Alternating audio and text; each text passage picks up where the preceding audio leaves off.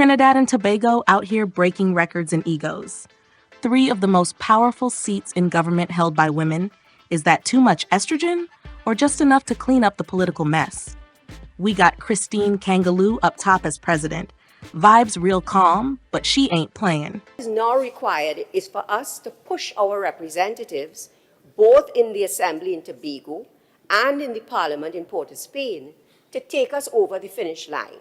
One of the challenges about being married to the President of the Republic is that one has to yield sometimes, I imagine more often than one might like, to the need to interface with the public in relation to the duties that one is called upon to perform. I am willing, I'm happy to do that. Kamala Persad-Bissessar, Prime Minister and still one of the baddest in the game. We will swear in our full cabinet, and next week we will outline our plans for the coming months. 6 months from today, under a new UNC government, you will be in a safer and happier place in TNT. You will see what happens when a government cares. Bridget Anisette George holds down the House Speaker role like your auntie moderating family drama at Christmas. History has recorded the success of female state leaders. We all know about the successes of Chancellor Merkel in Germany, of Prime Minister Ardern in New Zealand, and closer to home, of Prime Minister Motley in Barbados. And I mean, they're not unique. And now, Penelope Beckles-Robinson just stepped in as opposition leader. Trinidad got political musical chairs and bare boss ladies. Meanwhile, the fellas in Parliament looking like backup dancers in a Beyoncé tour. So let me ask you this. Is this female leadership the reset we need?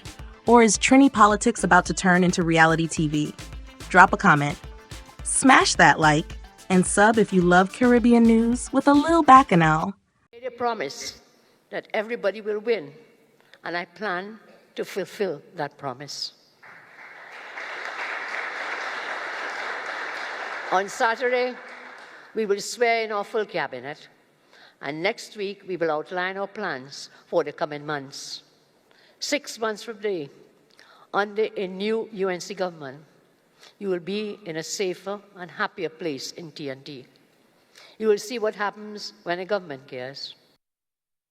She said the next 5 years would be rebuilding hope and dignity, noting that her plan is to rebuild the economy, diversify revenue streams and renew hope. But the Prime Minister had a stern message to her incoming MPs and ministers. Treat the citizens with love. I will reflect that love onto you.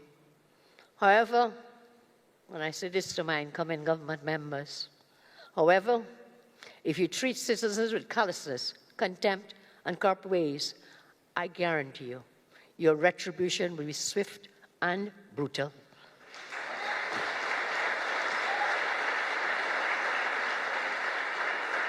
Never, ever mistake my physical appearance or my kindness for weakness.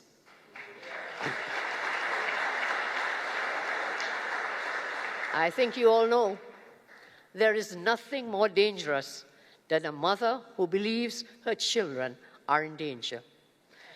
Everyone will be wise to remember that for the next 5 years. We just completed our exercise, our General Council meeting, where I was, first of all, I think you all would have seen a release where 6 of my colleagues would have recommended me, and there was the endorsement of the entire General Council for me to be the opposition leader. I want to take this opportunity to thank the entire General Council, to thank my colleagues, my other 12 colleagues who will also be supporting and endorsing me, and I look forward to being the first female leader of the opposition of the People's National. Well, the first thing would be to meet with my members of Parliament as well as the senators appointed, look at a post-mortem, basically of the elections. There are 2 younger members, Christian Birchwood as well as Kareem Marcel. But there's a very experienced team. I mean, with Minister Imbert, I've been in the Parliament for quite a long time. So there's an experienced team, and it's a question of ensuring that we give the best support and guidance to our 2 colleagues, our 2 new colleagues, and as well as the 6 senators.